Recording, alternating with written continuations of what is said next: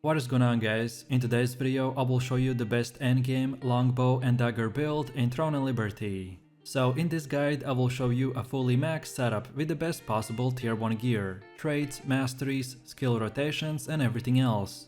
And the best part about this is that for every single build choice I will explain my reasons. Also how and where to get this powerful gear. And just overall you will be able to see what a fully maxed tier 1 character will look like. And what at the endgame you can achieve as well. So if you want to use the best build in the game, then let's get right into it.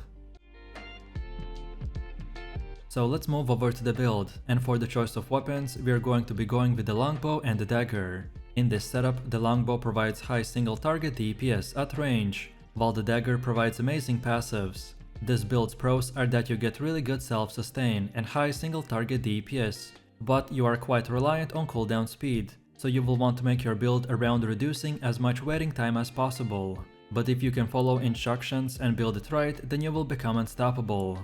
So let's take a look at our setup.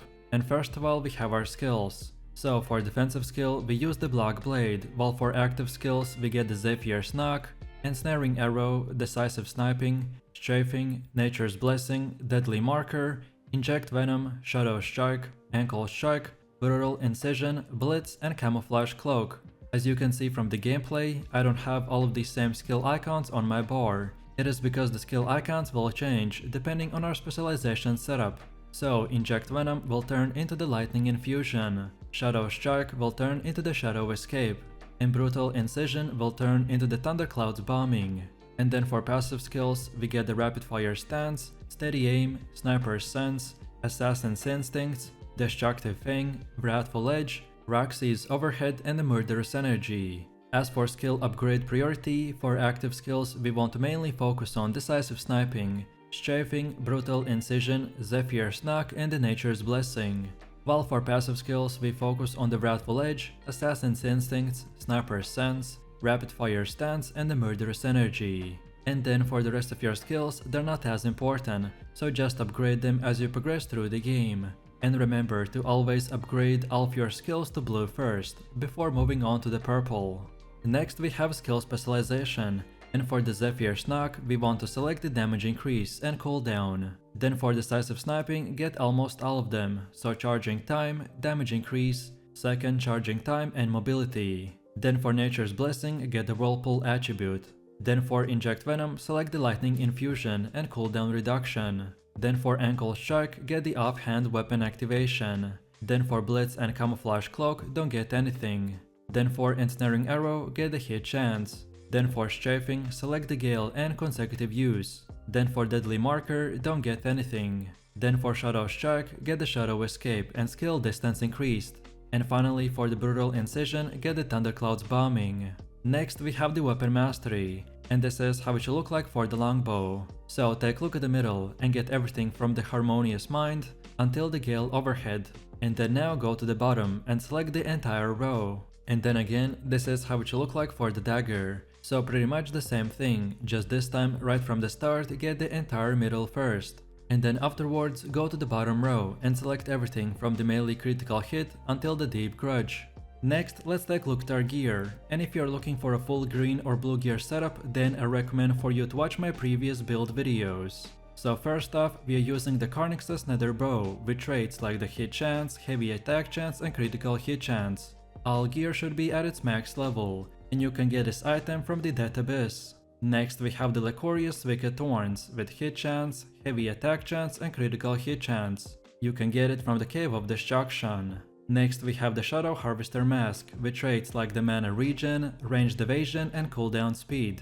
As we are using 2 pieces of the dead set, so you will get plus 14% critical damage, and you can get it from the field boss called Adentus. Next we have Supreme Devotion with mana regen, skill damage resistance and debuff duration. You can get it from the Cave of Destruction.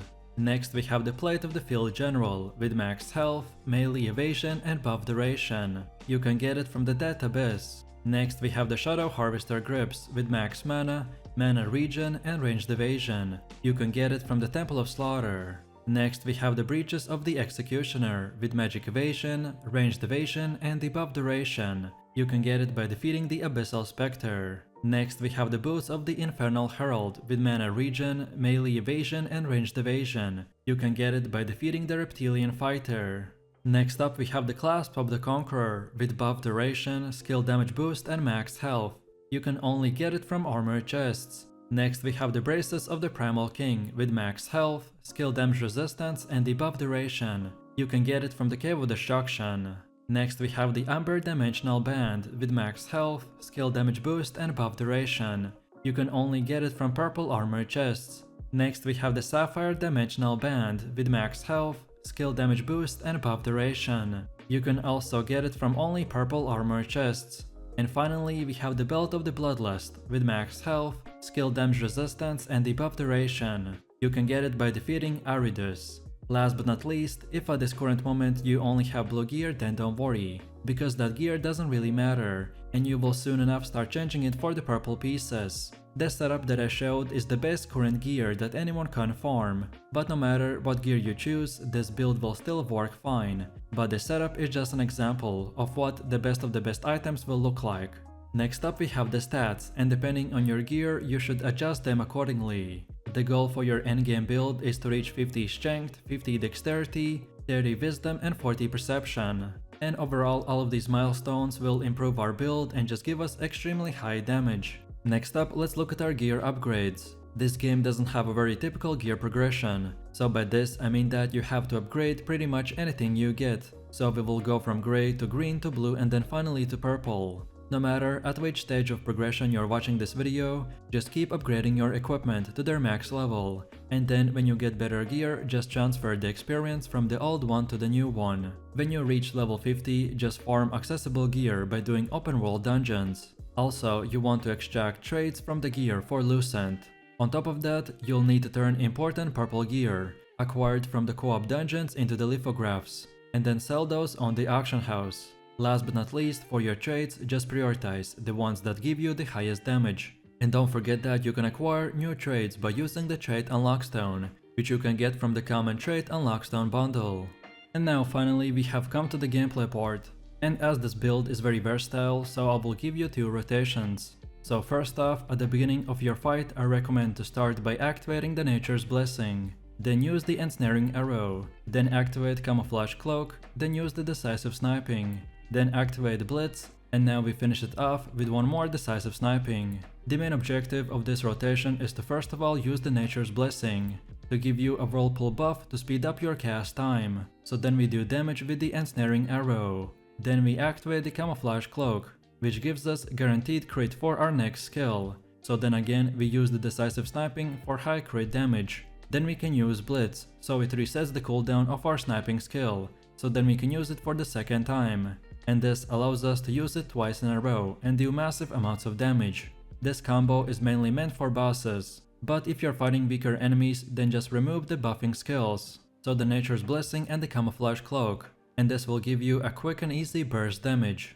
Then next we have our second long DPS rotation for maximum damage, and this is called the Thunderclouds combo. So at the beginning of your fight we use the Lightning Infusion, then Deadly Marker, then we activate Strafing twice, then now Zephyr's Knock, then Strafing for the third time, then the Shadow Escape, then now the Lightning Infusion for the second time, then the Ankle Strike, then Thunderclouds Bombing, then the Shadow Escape for the second time, and then we finish it off with the Zephyr's Knock, and then from here we just rinse and repeat. So most of these skills will line up around the same cooldown if you use the correct specializations. So if you follow the skill order, then you should be able to do this 24/7. Our initial Strafing and Zephyr's Knock skills will give us a max Thundercloud stacks, so then we can use the Shadow Escape to move behind the enemy, and then do big damage with the Thunderclouds Bombing and with the rest of our skills. And then now, when we are done, we just use the Shadow Escape for the second time to teleport us back to safety. And that's about it. So if you enjoyed this video, click like, subscribe and comment. And if you're interested in more content, then check out my channel. And I will see you in the next one. So take it easy, peace.